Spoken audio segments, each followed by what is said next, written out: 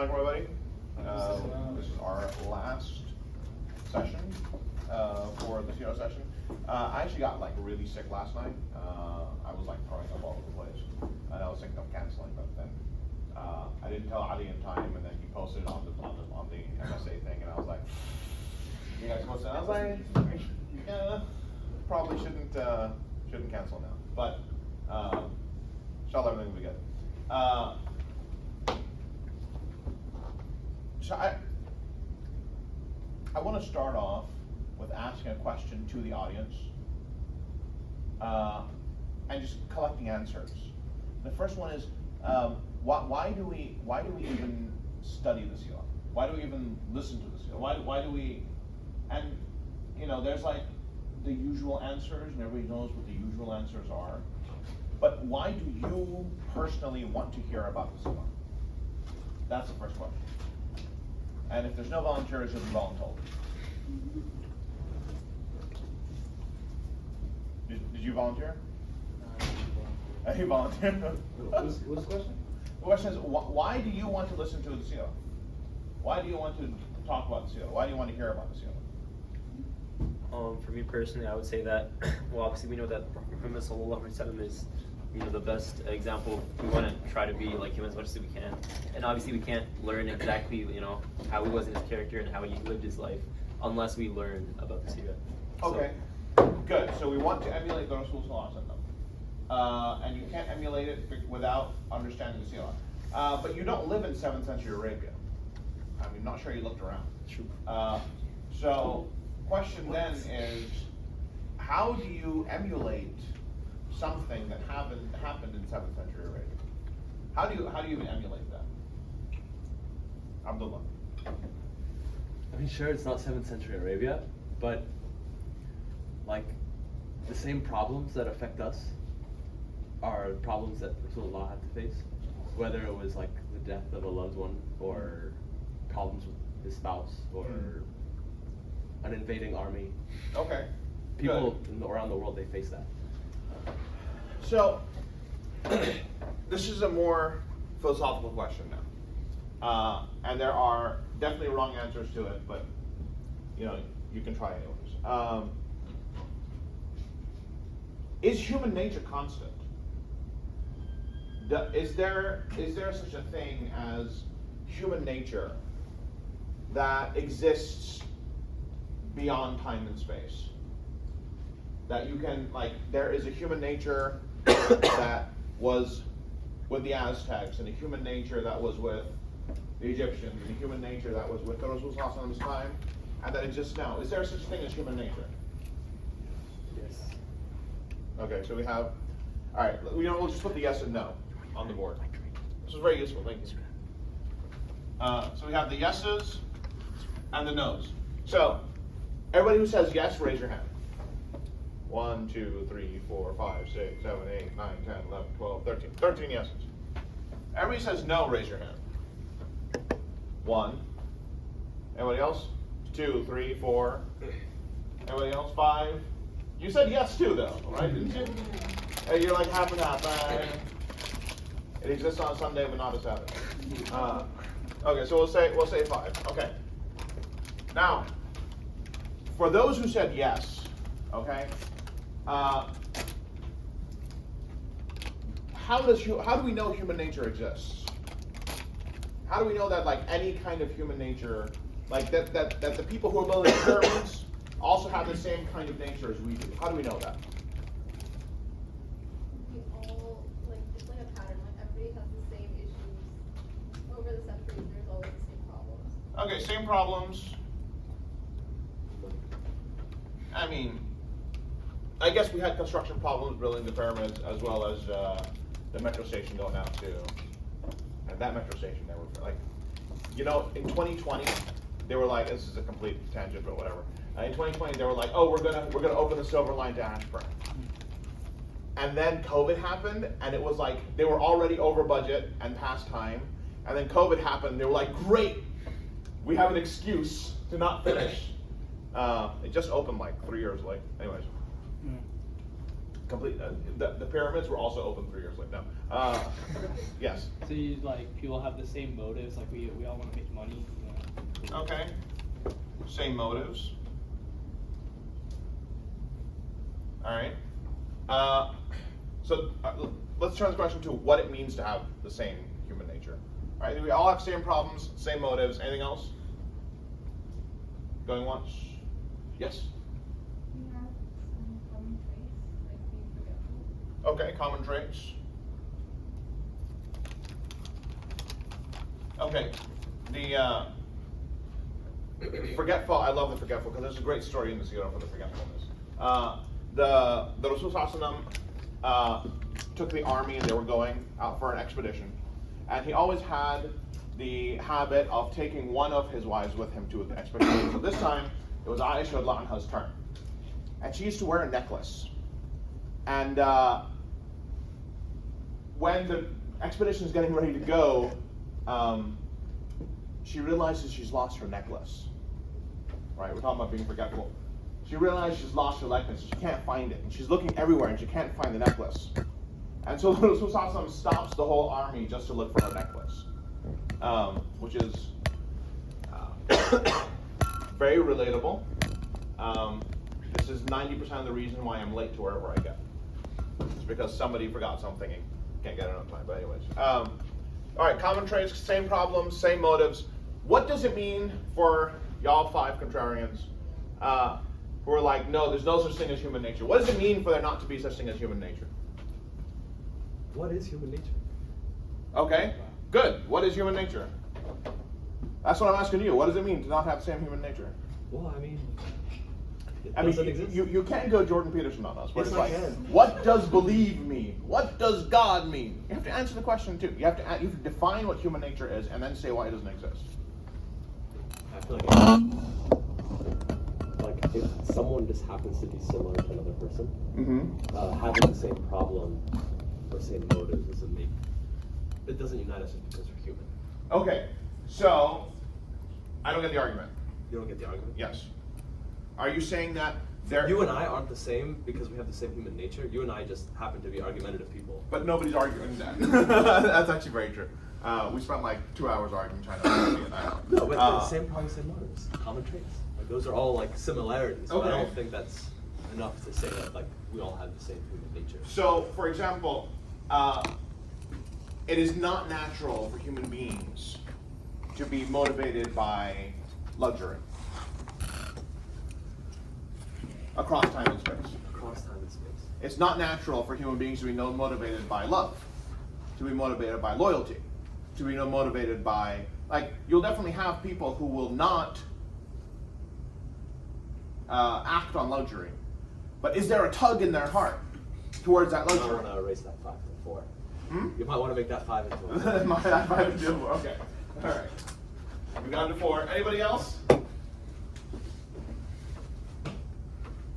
What does it mean for human nature to not exist?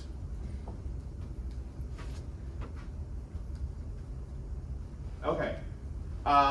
It sometimes becomes fashionable to be like, well, there's no such thing as a human nature. We're all like individuals in our own individual way, right? And then you take a puff of ganja. But the thing is that you have, like, if any of us think right now questions like, would somebody sitting on top of the pyramids after they're completed, right? Would they be motivated? This is like the 3rd millennia BC, right? Would they be motivated by the pharaoh going like, by the way, I will pay you $300 to jump, right? Would they be like, would they wave their hands like, health and safety, $300, you know? Considering that inflation wasn't that bad back then. Does anybody think that people were not motivated by loyalty to whatever they were loyal to? Some of them were loyal to kings, some of them loyal to family, right? We still have loyalty to family. Don't we got loyalty to family? Right? motivated by luxury. Today that luxury looks like a Tesla. Back in the day it might look like a chariot. And somebody come to you and say, look, I'll buy you a Tesla if you do X, Y, and Z, pulls on the heartstrings a little bit. And same back in the day, somebody goes up to you and says, I'll buy you a chariot if you do X, Y, and Z. It pulls on the heartstrings a little bit. Same with love, right? And all sorts of love, not just like Bollywood love, right? But you have love of family, love of friends, love of people, and then also, of course, romantic love. Does that motivate people back in the day the same way it motivates us? Probably, right? Probably. Now, sometimes the emphasis is on different levels, right? Where you have, today there might be more emphasis on material motivation. And back in the day there might have been more emphasis on relationship as motivation. But that's just emphasis on syllable. The words remain the same. See what I'm saying? Right? Whether I pronounce it emphasis or emphasis, the word remains the same. So, this is one of the biggest reasons why we study the seerah, what it means for the Rasul Sallallahu Alaihi Wasallam to be a model and an example. It starts with the idea of human nature. It starts with the core assumption that human beings they have similar desires, similar motivations, similar fears, similar sorrows, similar joys, similar happiness, similar sadness across time and space. And when you believe that people have that similarity that transcends, there's a humanity that transcends, that goes beyond time, that goes beyond space. That is a humanity that is with the Aztecs and a humanity that is with the modern day Americans. Then, and only then, does it make sense for Allah to send the best of people, the most complete of people. Because whether he's the complete of people in 7th century Arabia, or he's the most complete of people in 21st century America, his interaction with his own humanity makes him what we look towards. To hold ourselves to the standard that he sets. So, to me, Muslims have a standard.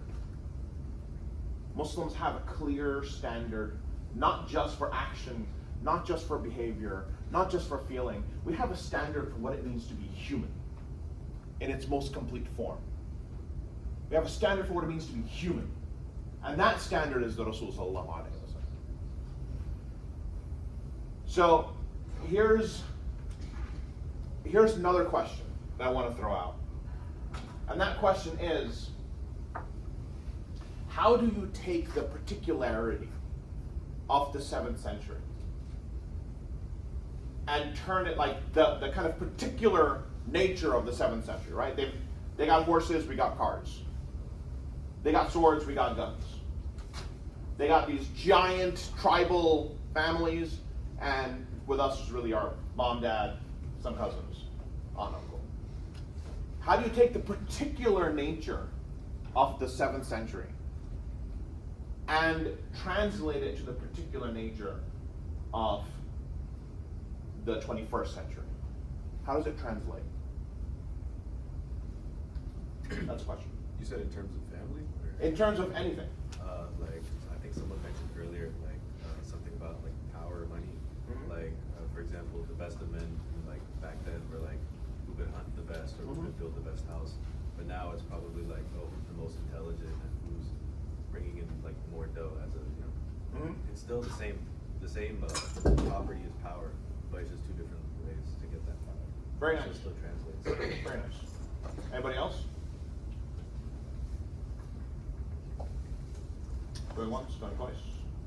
How are we translating one particular into another particular?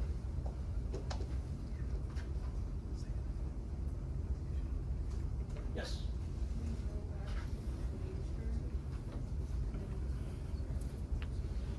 Very good. We compare the natures, right? The nature of now and the nature of then, as in like internally. And if you've noticed, this is what I've done throughout the series. What I've done throughout the series is I focused on the one thing. A lot of things change, right? Technology changes, forms of government changes, forms of family change. What doesn't change is emotion. Emotion doesn't change. What motivates you doesn't change. What the thought patterns that come out of emotion, that doesn't change. So one of the most important ways that we can look at the seerah is to look past the particular material reality. You know, the Rasul was riding a horse, this person was holding a sword, this person was, and go into the emotion of the person. How did the Rasul feel when his son died, right after he was born? How did the mother of Hamza feel when not only was he killed, but they tore out his guts and desecrated his corpse? How did she feel? How did Ali radiallahu anh feel when he was sleeping in the bed of the Rasul to disguise the fact that he had left, knowing that they were going to try to kill him? How did they feel? And then the second question is, how did they allow those feelings to impact their action? Let me ask you a quick poll here. All right, we got the yeses and the nos. If someone feels a very powerful emotion, when somebody feels a very powerful emotion, how does that excuse their behavior? Does it excuse their behavior? Let's say somebody says something about my mom, right? Somebody says something about my mom, I want to punch him in the face, right? It's an extreme anger that comes up. Somebody really disrespects me, really humiliates me. Extreme anger comes up. I feel a lot of affection and love for somebody that I'm, not married to. And that's a lot of incredible amount of emotion that comes up. Do these emotions have do they justify behavior?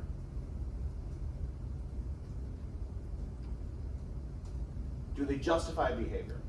If you say yes, raise your hand. That's 1, 2, 3, 4. Anybody else? Okay. If you say no, raise your hand. All right. I'll say 4, and I'll say everybody else. Okay. It's the other way around. Huh? It's the other way around. Other way around. Yes, yeah, Oh, everybody else sorry. I'm not rewriting it. My policy for everything in life is 50% of the work, 80% of the result. Especially in cooking. 50% of the work, 80% of the result. That's why if you don't already have an air fryer, buy an air fryer. It's like life changing. Okay. The no's. The yeses.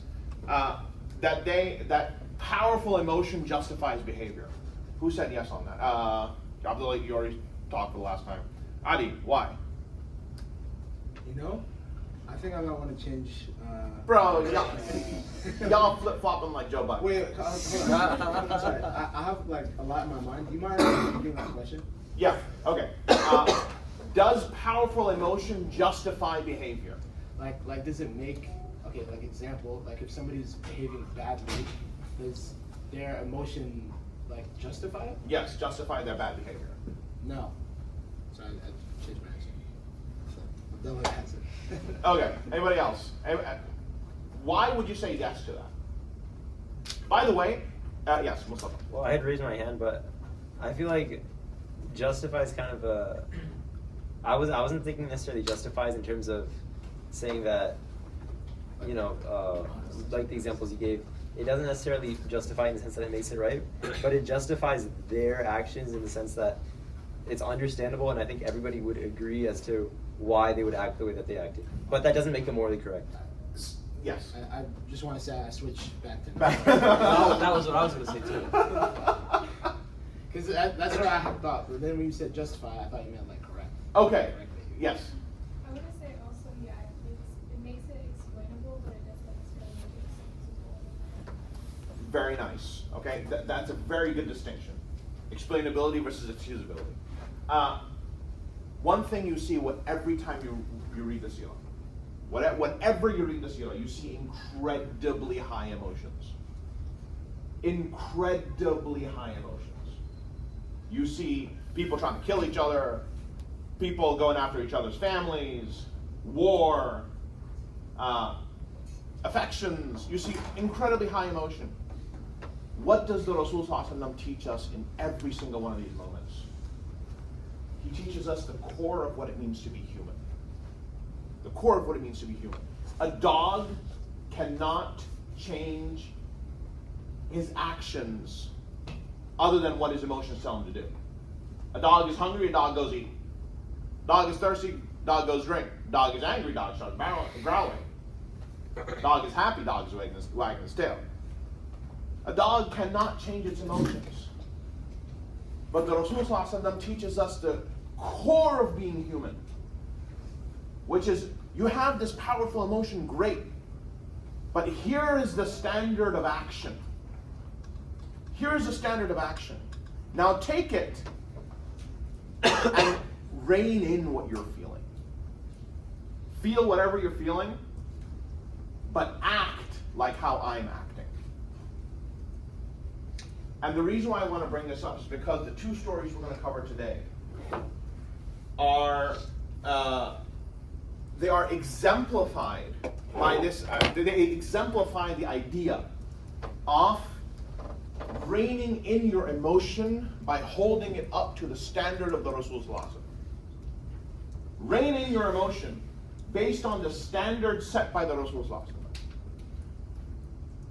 So when the Rasul ﷺ migrates to Medina, there are all of these people who've come, refugees, right? They call them muhajirun. Today we'd call them refugees. They have migrated from Mecca. There's hundreds of them. Migrated from Mecca, come to Medina. Medina as a city has a population of, a few thousand. It's not exactly New York. So when these hundreds of people show up, this is a percentage of the population. And the Rasul ﷺ, what he does is, he says each one of these people who has migrated from Mecca, or has migrated from Mecca, I'm going to pair him with somebody who already lives in Medina. They live in the same house, they eat the same food. They become like brothers and sisters in that moment where he's paired, where they're paired up. What do we know from our own experience? What happens when migrants come into a new environment? How does the original, how do the people who are already living there, how do they react to that? They feel threatened. They feel threatened. What do they feel threatened by? Like, oh, these new people are coming and they're coming to my house, my town, my place, and they're taking over. Okay. Taking our jobs, exactly. But no, the economics of it is huge, right? Like you have all these people who come in from Mecca. They have no money. They left all their money behind. They have no money. They have no money. They have no family except for like the few people they brought with them. They have no way of even making money. Many of them, their wife wasn't Muslim or their husband wasn't Muslim, so they just kind of left them and came by right now. So you got a bunch of single people, right? That itself is a threat to society. So you have the entire dynamics of Medina that's been affected by the move, by this influx of migrants. By the way, if you think that like anti-migrant sentiment is just like a Republican thing. This was like in Rome. They used to have riots. What happened in Rome was there was a series of wars. The series of failed crops, things like that, that drove a whole bunch of people from the north of the empire into the city proper and into the peninsula. And there used to be riots in Rome, massive, like burning neighborhood type of riots, where people were just so upset by like migrants showing up.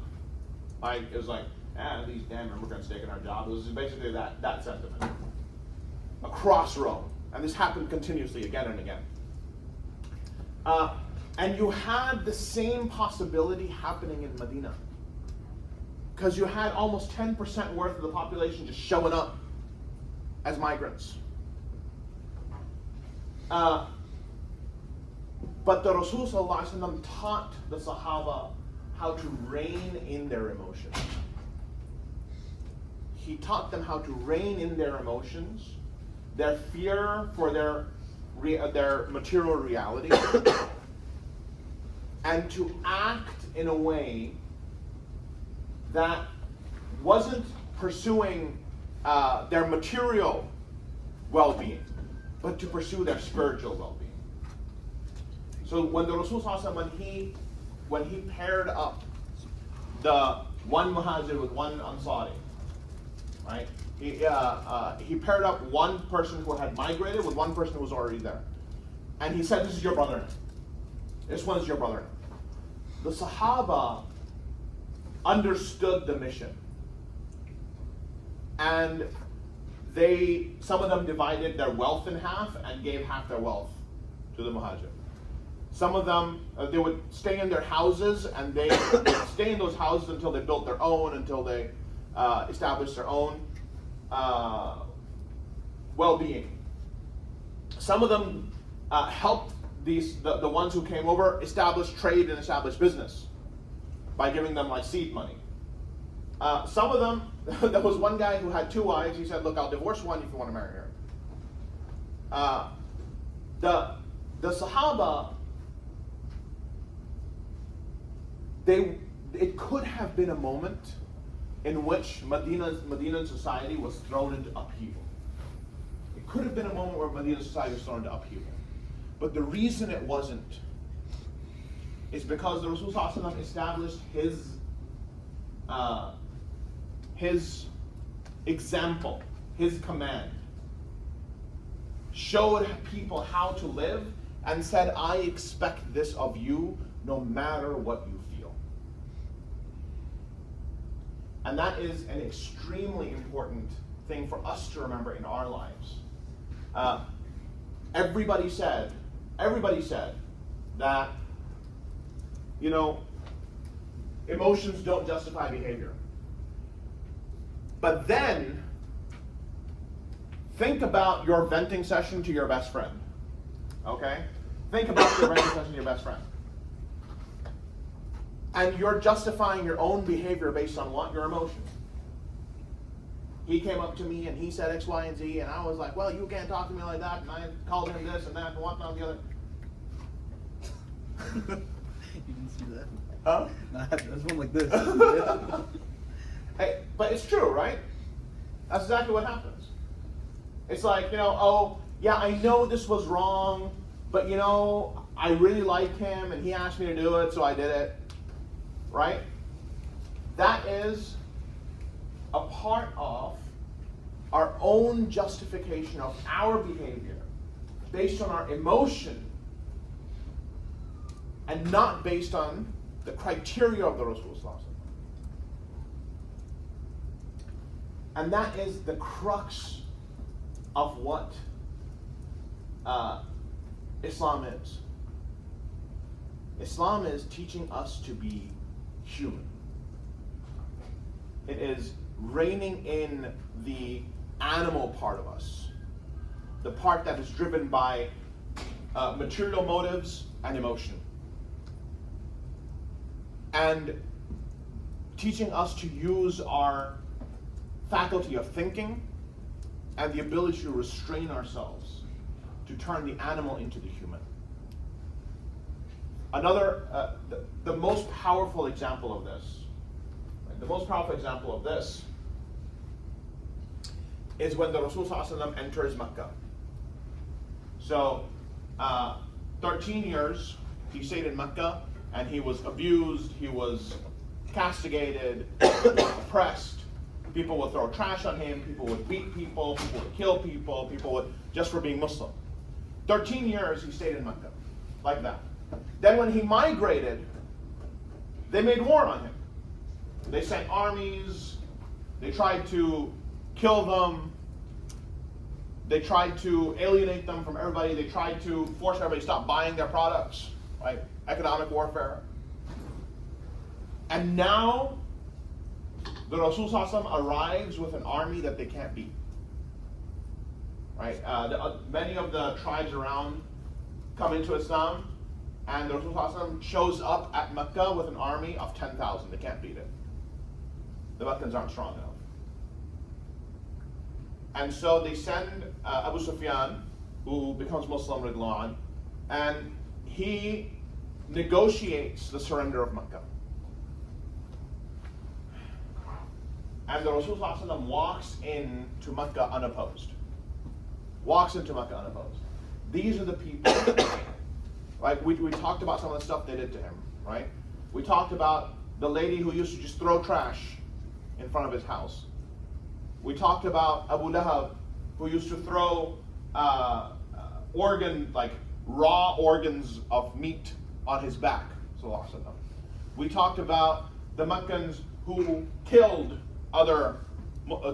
Muslims. We talked about Bilal being placed on sand and a stone being placed on him until he took back his belief. We talked about the boycott which killed the two most beloved people to the Rasul ﷺ, his wife and his uncle. And then what we haven't talked about is all the Muslims who were killed in battle. All the Muslims who were forced to fight and killed. And now the Rasul ﷺ enters Mecca unopposed. Can you imagine the emotion that's going through him in this moment? The emotion that's going through the believers in this moment. The ones who had been oppressed. The ones who had been tortured. The ones who had been watching as other of their believers were killed. Can you imagine the emotion that's going through their hearts at this moment? And the Meccans come out and they say and they ask the Rasul ﷺ, what's going to happen? And so the Rasul ﷺ asks them, what do you think I'm going to do to you? And they're terrified in this moment. Because they have no power left, all the power is in the hands of the Rasul ﷺ. And they've done so much, and he did nothing to them. And so he asked them, what do you think I'm going to do to you? And they say to him, Akhun Kareem ibn Akhun Kareem. But they say to him, you are a noble brother, the son of a noble brother. Honestly, if I was to write a screenplay, right, that would be the most ironic thing I could say in that moment. Where was the statement of you are a noble brother, the son of a noble brother, when he was being tortured? Where is the statement, you are a noble brother, son of a noble brother, when you're being kicked out? Where is the statement, you are a brother, son of a noble brother, when you're being made war on? Where is the statement, you are the brother, son of a noble brother, when you are being economically persecuted? There, that statement doesn't exist. But now, they have no power, they have no weapons, they've surrendered, and they're being asked, what should I do to you? And what's the answer? Oh, you're a brother, son of a noble brother. And in this moment, the Rasul ﷺ has two choices. He can take his revenge for everything that happened to him, or he can let them go.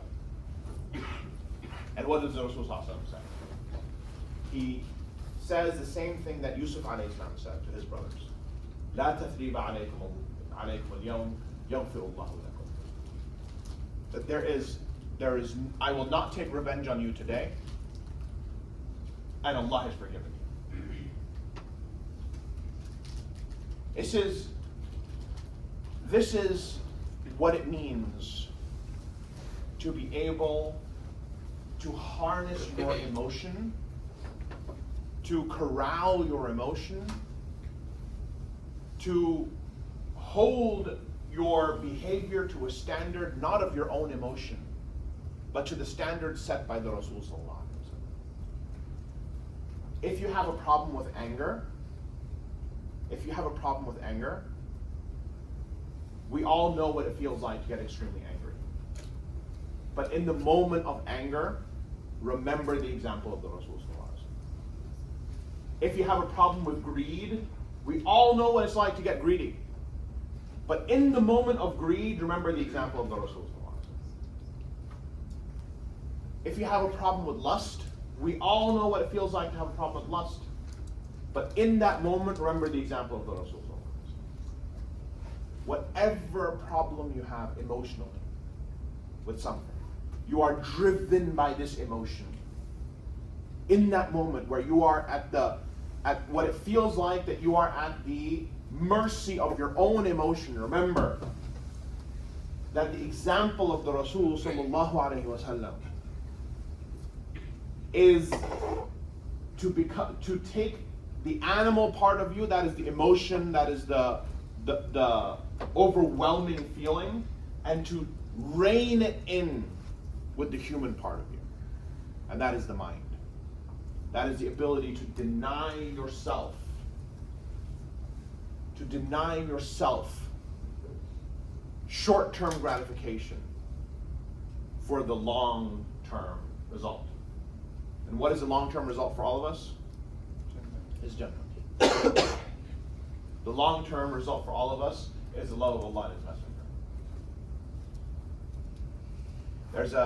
There's a very powerful ayah in the Quran where Allah subhanahu wa ta'ala says, زُيِّنَ لِلنَّاسِ حُبُّ الشَّهَوَاتِ مِنَ النِّسَاءِ وَالْبَنِينَ وَالْقَنَاطِيرِ الْمُقَنطَرَةِ مِنَ الذَّهَبِ وَالْفِضَّةِ وَالْخَيْلِ الْمُسَوَّمَةِ وَالْأَنْعَامِ وَالْحَرْثِ ذَلِكَ مَتَاعُ الْحَيَاةِ الدُّنْيَا. That the human beings love wealth and women. Well, for women, men. But wealth and men and women. This is what they love. Right? All of it is the luggage of this world. It's the baggage of this world. And Allah has what is the greatest reward. What is the greatest reward? قُلْ أَؤُنَبِّئُكُمْ بِخَيْرٍ مِّن ذَلِكُمْ. Say, should I tell you, should I inform you of what is greater than this? For those who believe, it is Jannah. They have Jannah. And then the ayah ends, وَرِضْوَانٌ مِّنَ اللَّهِ أَكْبَرُ. The greatest thing is the pleasure of Allah. There are a few moments in the time of the Rasul sallallahu alaihi wasallam's life where you can really see the overwhelming emotion come out, and He sallallahu alaihi wasallam reins it in. Another one which is very, very powerful. He had a son. All of his sons had died. All of them had died. And some of his daughters have died too. And then he has a baby son. His name is Ibrahim. And he loves his son immensely. But very quickly, his son passes away. And Ibrahim is a baby. He passes away. And the Rasul sallallahu alaihi wasallam is weeping at the passing of his son. But even in that moment of weeping, he says words that are teaching us two things happen. First, as he's weeping, he says, إِنَّ الْعَيْنَ لَتَدْمَعُ وَإِنَّ الْقَلْبَ لَيَخْشَعُ وَلَا نَقُولُ إِلَّا مَا يُرْضِي رَبَّنَا. He says that indeed the eyes have flowing tears and the heart is trembling with sadness. But we don't say anything except which pleases Allah. لِلَّهِ مَا أَعْطَى وَلِلَّهِ مَا أَخَذَ. For it is for Allah to give whatever He pleases, and it is for Allah to take whatever He pleases. There was a Sahabiya who was crying over her child. It's a juxtaposition now, right? You have this story of how the Rasul Sallallahu Alaihi Wasallam dealt with the death of his child. Then there's a Sahabiya who's dealing with the death of her child. She's at the grave and she's weeping and wailing and complaining about the death of her child. And the Rasul Sallallahu Alaihi Wasallam tells her to have sabr in the moment. And she says, you don't know. She doesn't know it's the Rasul Sallallahu Alaihi Wasallam. She can't see him. So she says, you don't know what's come over me. But he does. The Rasul Sallallahu Alaihi Wasallam knows what it feels like to lose a child. And in his moment of losing his child, what does he say? إِلَّهِ مَا أَعْطَى وَلِلَّهِ مَا أَخَذَ. It is for Allah to give whatever He wants, and for Allah to take whatever He wants. And at that, as his son dies, there becomes a solar eclipse. Lunar eclipse, excuse me. The moon becomes eclipsed. And all the Sahaba start saying that even the universe is sad that Ibrahim died. All the Sahaba are saying the universe is sad that Ibrahim died. So what does the Rasul say? He says the sun and the moon are signs of Allah. They do not come for a person's birth and they do not go for a person's death. That in that moment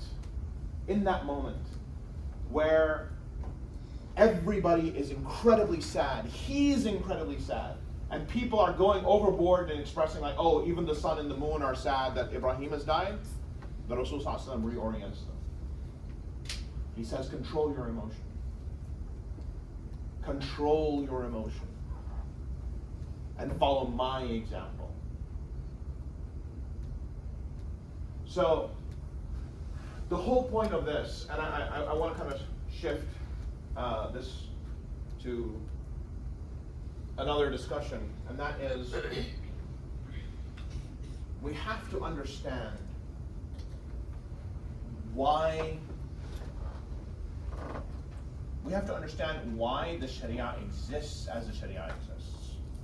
Why the example of the Rasul Sallallahu Alaihi Wasallam exists as the example of the Rasul Sallallahu Alaihi Wasallam exists. Let me ask you a simple question. The rules in Islam, don't drink, don't smoke, don't eat pork, don't gamble, etc. Why do we have these rules? Yes. For your benefit, okay. Anybody else? Going once, going twice? Yes. To learn how to control yourself and your desires. Okay. Yes. This is just to protect your wealth and like dignity and stuff. To protect wealth and dignity. Okay. Anyone else? To learn to obey Allah. Okay. At different levels, you're all correct. At different levels, you're all right. I mean, you guys are all right, but like, you're also correct. But there's a way of thinking of the Sharia in how does it help me materially in this world. But there's a much more powerful way of thinking about the rules of Islam.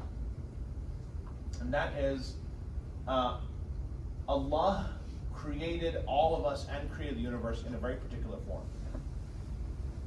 And in that form, He allowed us to engage in some things that are pleasurable acts that we want to do, that are for our, that we derive benefit from or pleasure from. And then the rest of them He said no. So for example, you can eat and drink whatever you want. You can't eat what? Pork. You can drink whatever you want. You can't drink alcohol. You can satisfy your human need to like procreate, but you need to do what first? Get married. So all of these things, like, no, okay, you can do this, stop. You can do this, stop. You can do this, this, this. Stop. And what's interesting about all of this, right, is that some people, everybody has a particular inclination that is particular to them. For somebody, right, cheating and lying in like business deals is not an issue. Very honest person, right, but has a problem with drugs and alcohol. A certain person, drugs and alcohol, not a big deal. They got a problem with zina, right? Like this is what they incline towards. For some people, drugs and alcohol and zina not a big deal, but you know what? They do what they got to do to get that car. For some people, you know, you just keep going in this, right? For some people, like they get jealous very quickly and then they act on their jealousy. For some people, they get greedy very quickly and they act on their greed. There's an ayah in the Quran that explains all of this. It is, أَفَرَأَيْتَ مَنِ اتَّخَذَ إِلَهَهُ هَوَاهُ. Have you seen the one who has taken his desire to be his God? And Allah has allowed him to go astray and placed a veil on his eyes and sealed his heart and his ears. Who will guide him after Allah? What's the root of all this? They say there is nothing but this world. You live, you die, and nothing afflicts you but time. What have they taken as their gods? Desire. They've taken desire as their God. There's another ayah in the Quran that when you relate it to this, it all makes sense. Allah Ta'ala says, وَمِنَ النَّاسِ مَنْ يَتَّخِذُ مِن دُونِ اللَّهِ أَنْدَادًا يُحِبُّهُمْ كَحُبِّ اللَّهِ. That there are people who take rivals to Allah that they love as much as they love Allah. But the people who believe, وَالَّذِينَ آمَنُوا أَشَدُّ حُبًّا لِلَّهِ. Those who believe are intense in their love for whom? Allah. The point of the Sharia, the point of the rules of Islam, in the way that they function, is they show you what part of this world you love more than Allah. For the person who drinks has a problem with intoxication, whether that's through drugs or drinking or whatever, their love of intoxication overwhelms their love of Allah. For the person who commits zina and fornication, etc., their love for that overwhelms their love for Allah. For the person who cheats and steals and whatnot just to get money, their love for money overwhelms their love for Allah. Everything that is in the Sharia is designed to show you in your heart what is your idol. What is the idol you worship more than you worship Allah? And so when we bring this back to the example of the Rasul Sallallahu Alaihi Wasallam, what we see is he is so perfect that there is no thing that he worships like he worships Allah. And what he teaches the Sahaba is to break their own idols until all they worship is Allah. And one of the things that we should do, because now we're going to move to this thing where I like, okay, where do we go from here? One of the things you should do is you should read the Seerah from the perspective of who had what idol in their hearts. Many of the Quraysh, they knew that the message of the Rasul was true, but they were afraid they were going to lose their power. Power was the idol that they really worshipped. Many of them felt that they were going to lose their wealth. Wealth was the idol that they worshipped. Many of them felt like they were going to be ostracized by their families. Family was the idol that they worshipped. Many of them felt like they couldn't deal with the rules on the prohibitions. Like again on the alcohol and the intoxication. Intoxication was what the idol that they worshipped. And then think about what idols you worship. What are the idols of your heart? Some of us, we have, to be real, right? The number one thing that afflicts the Muslim community that nobody talks about is pornography. The number one thing that afflicts the Muslim community that nobody talks about is pornography. And it becomes normalized to a person to a point where they don't even think it's something they need to fight against. For them, that becomes the idol they worship. For some people, right, they don't want to drink, they don't want to smoke, but they hang out with a crowd, they hang out with a crew that is into all that. And they don't want to be, they don't want to be the spade, and they don't want to give up those friends. Those friends become the idol that they're worshiping. For some people, it's all about the wealth, and it doesn't matter how you are accumulating that wealth, right? If that's you, that's the idol you worship. Sit down and see, realistically, what are the idols that you worship in your heart, other than Allah, and know that your love for those things is greater than your love for Allah. And that's where the fight starts. The fight starts where you corral your heart, you corral your emotion, and make your love of Allah greater than the love of everything else. And it starts with the body. You stop yourself from acting in this way. You fight against your whatever it is that is your idol. And as you fight, your love for it decreases until it becomes less than your love for Allah, and then you have nothing that you love as much as Allah. All of us have these issues. The thing we should take away from this is, what is my issue? And what we should look for in the seerah is guidance from the Rasul sallallahu alaihi wasallam on how to break the idols that we have in our hearts. And to get the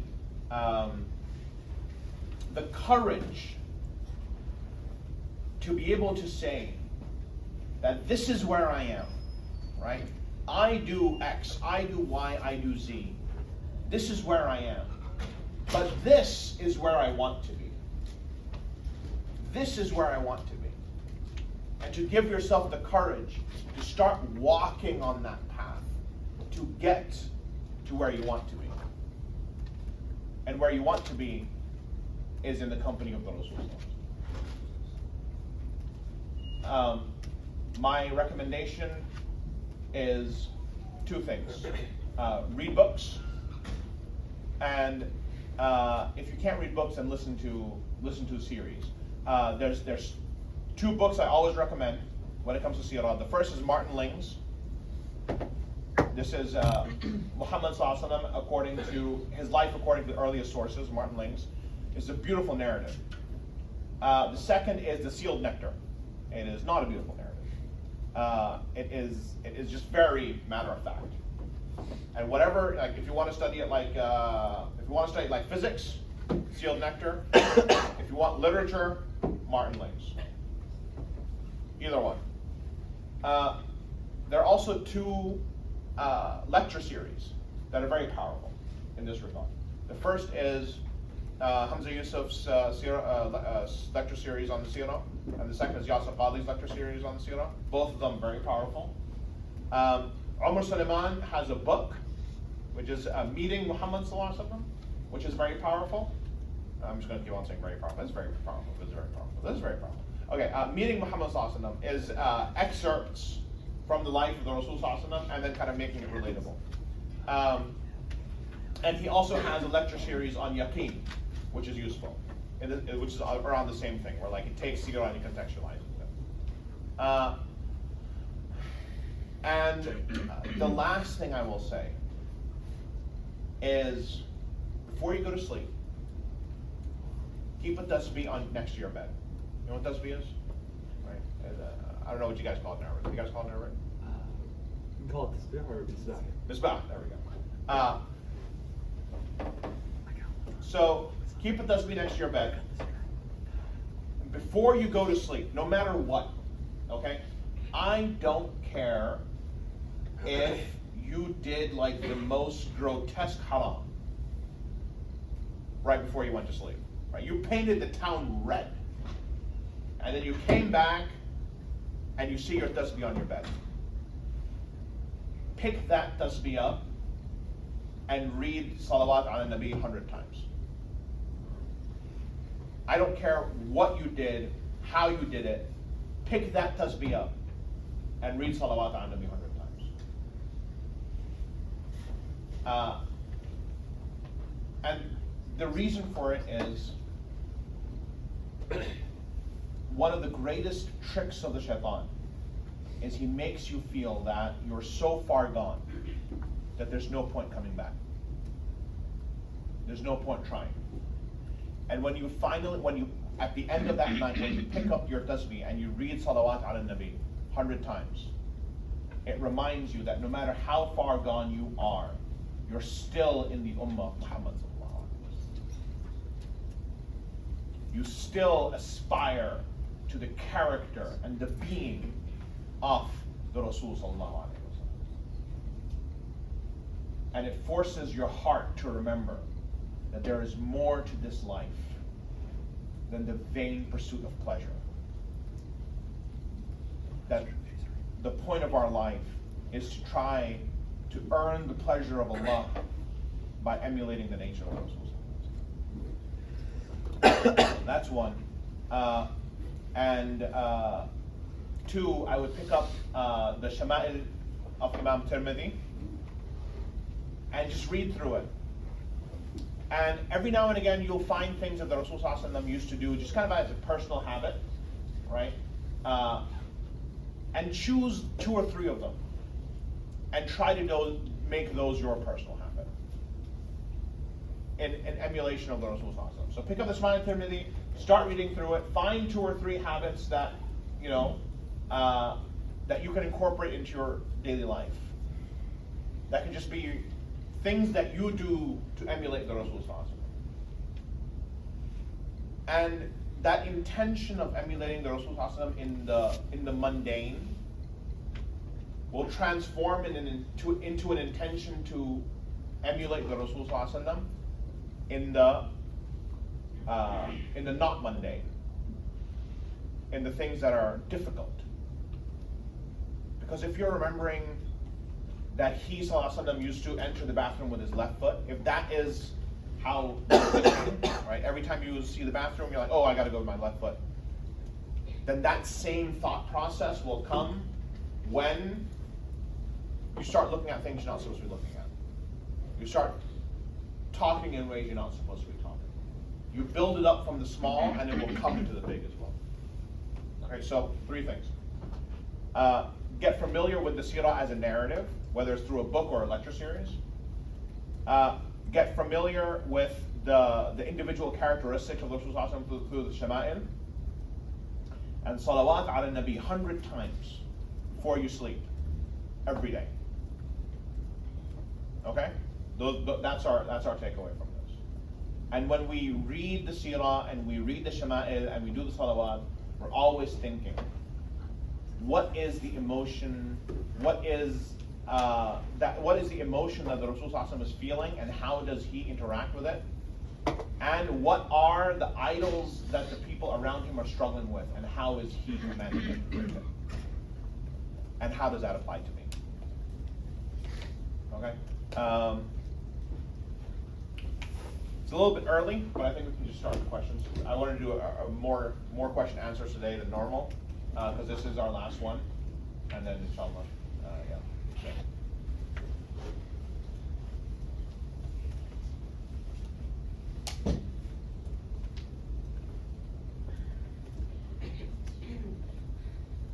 So as always, inshallah, you can go to onlinequestions.org to put your questions in. It's totally anonymous, and the code is up there.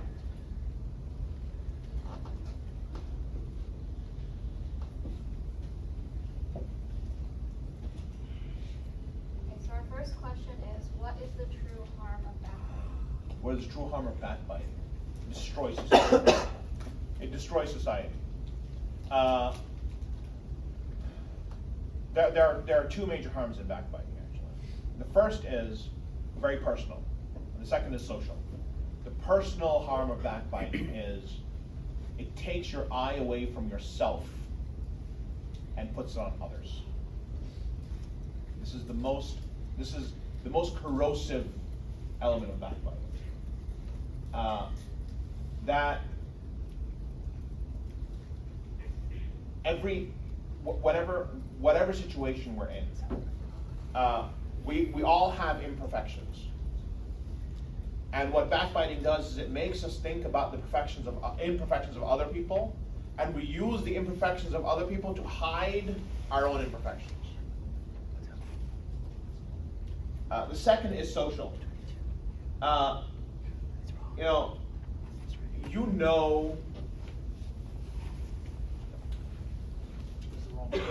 It's 11/3/0/2022. This is Just write it down.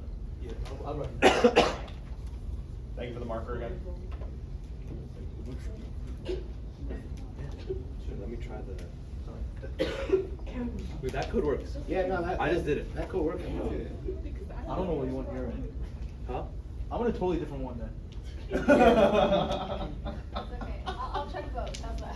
There's someone out there getting. Wait, I asked the questions. Wait, no, I didn't expose myself, but like I asked the questions. Alright, put that same. What if we put a different one? Let me put this. Maybe there's like a million questions in that one. Just use one. No, it's the one on the screen. Yeah, use the one on the screen. That'd be- Don't listen to AJ. Never mind. I feel bad for these people. If you submit it to a different code, just resubmit to this one. Okay, but now when it comes to backbiting and the social thing, like, how many, like, you know when a person's been talking about behind your back, somehow it gets back to you. You know what I mean? Right? Like, if you're in the same friend circle, if you're in the same, it gets back to you. And sometimes, like, somebody will say something to somebody else, and then that person's like, oh, I can't believe you said about that, and then like start saying it like, oh, and then so and so will say to somebody else, and then like the last person comes to you and is like, bro, do you know what so and so said about you? It's like, oh, who said? Oh, he said that, she said that, he said that, she said that, we said that, they said that, I said that, he said that, you said, and now everybody in that line is implicated. Everybody in that line, you're like, they said what? Right now you've got enmity and like between people. Like, I can't believe you said that about me. Oh, they said that about me. Well, let me tell you about them. And then you go off about them. All of that, all of the bad feeling and the distrust and the hate could all be avoided if you just kept your mouth shut the first time. There are two situations in which it is not backbiting. The first situation is if somebody makes a YouTube video and like talks about all the type of terrible stuff that they do. Okay, somebody makes a YouTube video like, oh, you don't know how much I drink or how much I can drink, like boasting about their ability to consume alcohol without becoming drunk. Or like somebody starts talking about like their experiences with like women and stuff on TikTok and all that. That is them publicly broadcasting their sin, and it's not backbiting to talk about that. Second is when somebody wrongs somebody else. All right, guy comes home, his wife she's worked on dinner, chicken got burnt. He's like, you burnt the chicken, pap, right? By the way, this happens far more often than this kind of stuff is very common.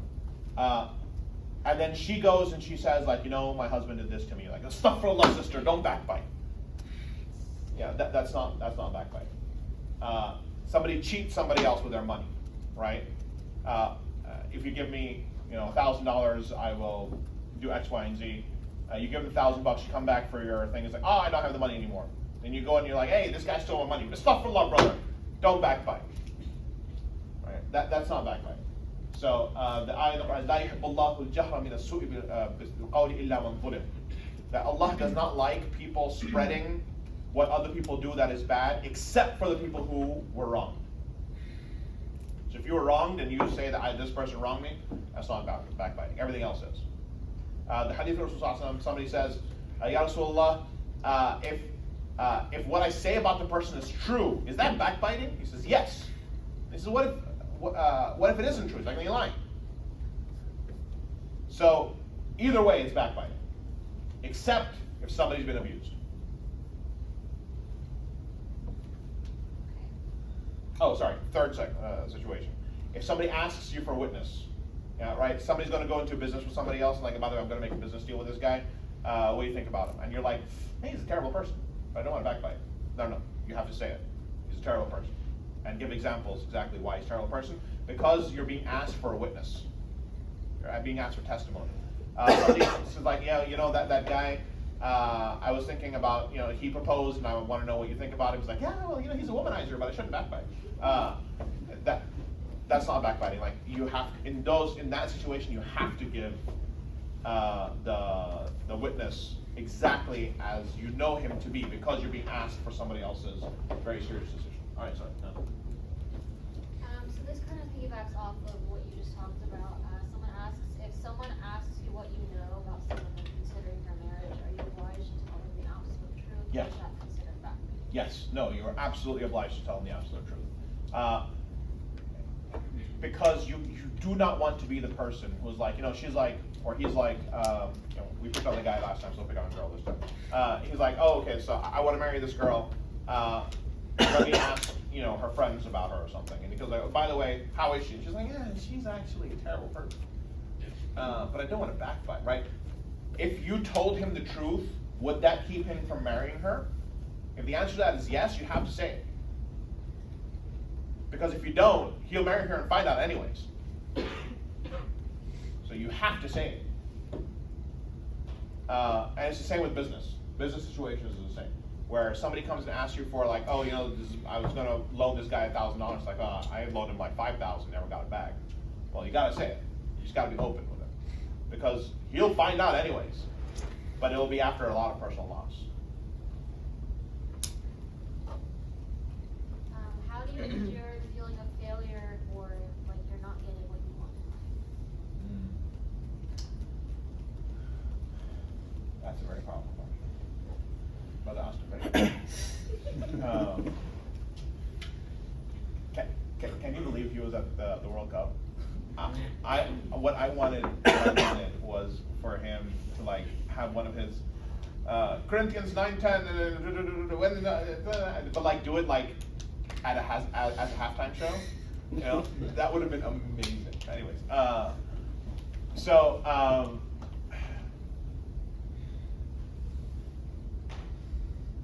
the way you deal with failure,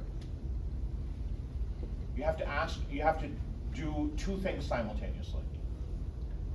You have to be honest with yourself, and you have to be reliant on the decree of Allah subhanahu wa ta'ala. And then the third thing that comes out of this is refuse to be bitter. We'll come back to that at the end. So what I mean by honest with yourself is, sometimes when we fail at something, there are two reactions. One reaction is to blame everything on yourself. I should have done this, I should have known that, and I should have done this, and I should have done that. And the other one is like, I did everything perfectly, and I don't know why I don't that. Honesty with yourself is to acknowledge what parts of things you could have controlled and did badly, and also to be honest about the things you had absolutely no control over that went badly. Both of them are honesty to yourself. If you refuse to be honest in the things you could control and went badly, then what you're doing is you're setting yourself up for further failure and refusing to grow to be the person that you can be coming out of this failure. If you put everything on yourself, then one, you're beating yourself up for no reason, and two, you're refusing to acknowledge that some things just weren't meant to be. Some things just weren't meant to be. You did everything right, but it didn't happen, right? And the two biggest places where like people get this fear, like get this feeling of failure, is in like career, business, that type of thing. School, like you wanted to apply for a job and you didn't get it. You wanted to apply for a master's program or something like that, you didn't get in. You tried a business and you failed, right? That's one thing, and the other is you wanted to marry somebody and it didn't work out. These are like the two biggest places where failure I've seen, like a deep-seated sense of failure comes. Because what is failure? A sense of failure. A sense of failure is a sense of inadequacy. A sense of failure is a sense that my inadequacy kept me from achieving what I wanted. And the realistic way of approaching this is to see what parts of my inadequacy, because all of us are inadequate, right? All of us are at varying states of inadequacy. So what parts of my brought me or contributed to my inability to get the job, the inability to get my program, the inability to all that. And the second is what part of everything that happened had nothing to do with my inadequacies. So that's one. The second is tawakkul on Allah. By the way, tawakkul on Allah is like it is entirely wishful thinking to like be the worst person in the world and then like go do something and be like, oh, by the way, I have tawakkul on Allah. This is completely wishful thinking. Right? If you don't have a relationship of friendship with Allah, you cannot expect Allah to be your friend. If you don't build a relationship of love with Allah, you cannot expect Allah to be your friend. That's not tawakkul, that's wishful thinking. You're not praying, you're not fasting, you're doing all sorts of haram, but when it's time to take that test, tawakkul on Allah. Right? That's not tawakkul, that's wishful thinking. The first step of tawakkul, of anything, is to fix yourself. And that's not meaning being perfect, but meaning trying to do what Allah asks you to. And then when you're at that spot, you just know, right? You tried to get into a program and you didn't get into that program. You tried to you tried to get a job, didn't work. You tried to do a business, didn't work. Tawakkul is accepting that there are certain things that Allah does not want for you. There are certain things in life that Allah does not want for you. And you will find out later in life why Allah did not want that for you. You will understand later in life why Allah did not decree that for you. But at this time, you just have to believe, to trust that the one who created you, fed you, gave you drink, healed you, raised you, is also the one who decreed something not to be for you. And that's because the one who gave you all of the love in your life is giving you love in this as well. And then I put something away and I was going to come back to it.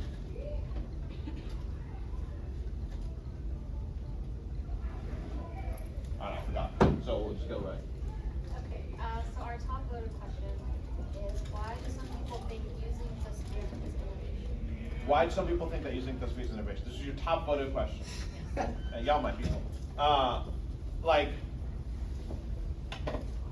sometimes, like, you know, anyways,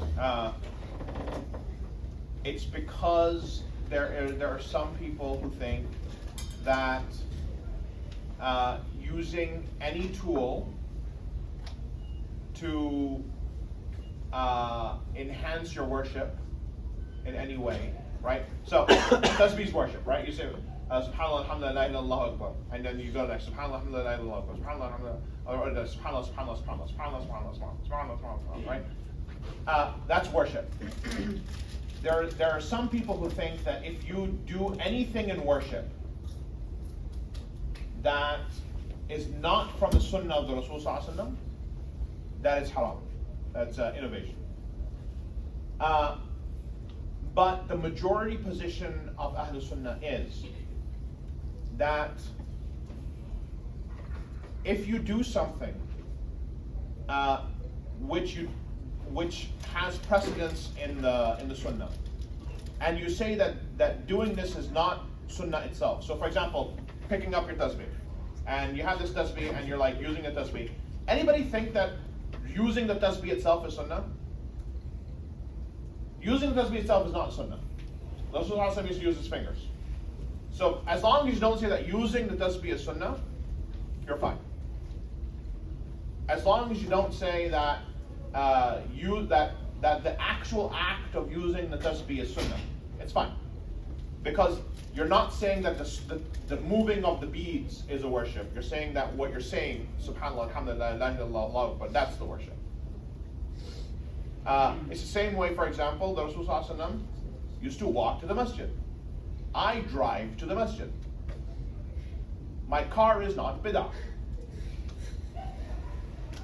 Right? Even though it's facilitating the act of worship, right? The Rasul Sallallahu Alaihi Wasallam didn't used to use a janamaz. What's a janamaz? Sajjada, yeah. Prayer mat, yeah. Prayer mat. Sajjada, janamaz, prayer mat, whatever. The Rasul Sallallahu Alaihi Wasallam didn't used to use a prayer mat.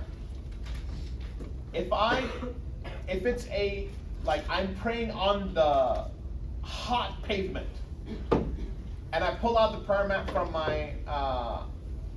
the back of my car, and I just kind of lay it out, am I doing something haram? Is this bid'ah? No, it's facilitating my act of worship. The janamaz itself is not an act of worship. The same way, if I pull out my tasbih and start saying subhanallah on it, right? It's facilitating my act of worship. It itself is not an act of worship, and so it's fine. It's just such a 90s question. Like we used to get fights in the 90s. Like, you're using the tasbih. Tasbih's not bid'ah. And then people start fighting. I haven't seen this for a while. Anyways, next one. Our next question is, how do you remove arrogance from your heart and actions?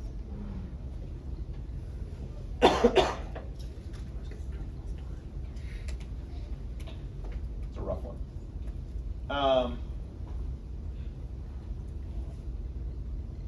There's a difference in three things. There is so Imam al-Ghazali says that every human virtue or every human emotion has three levels. When you have too little, it's called ifrat, and if you have too much, it's called tafrit, and right balance is called ta'dil. What this means is, let's take anger for example. I love anger. If you have too little anger, you're a coward, right? Somebody comes in, is going to punch somebody, and you don't get angry and defend people, you're a coward. If you're constantly flying off the hook, you're just like, somebody says something to you, you're like, hey, you talk to me like that? And you're just getting angry. That's a problem. The middle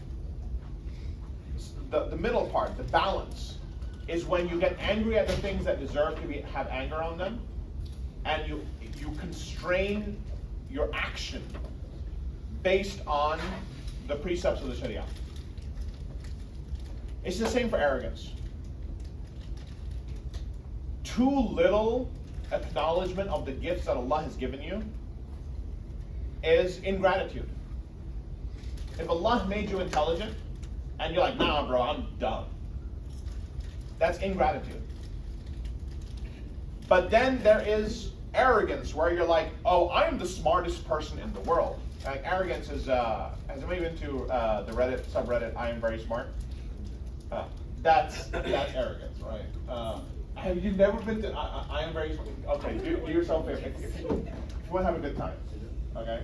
Just go to Reddit/r/I am very smart. It is, you've never been to Reddit? No. Wow. Okay. Although Reddit was very like mid 2010s, like now it's not as interesting anymore. Anyways, but there's an entire subreddit of like screenshots of people like thinking they're absolutely brilliant on the internet. But anyways, that was far more relevant like 7 years ago.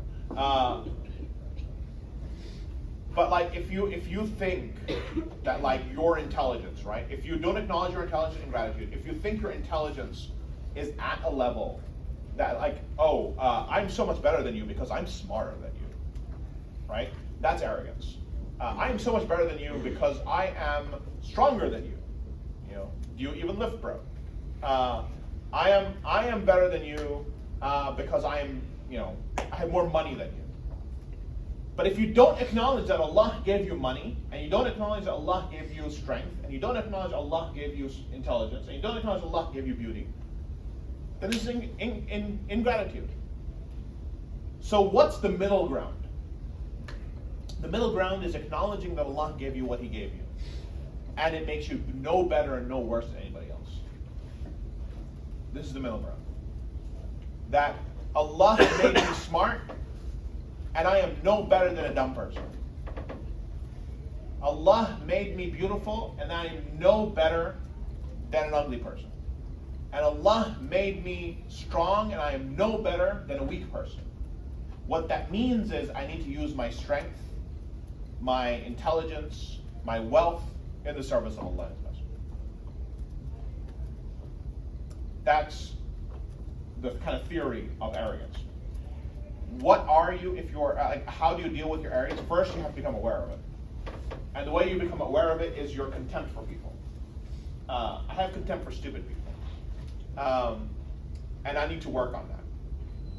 And one of the ways that I work on it is, like, sometimes, like, people just kind of go on rants, you know, like me right now. But, like, they're making no coherent sense whatsoever. Do you feel contempt for them? Do you think, man, you are dumb? Right? That would be arrogance. If you know somebody is not as strong as you and you have contempt for that, that would be arrogance. The way you deal with that is first and foremost identifying what you're arrogant about.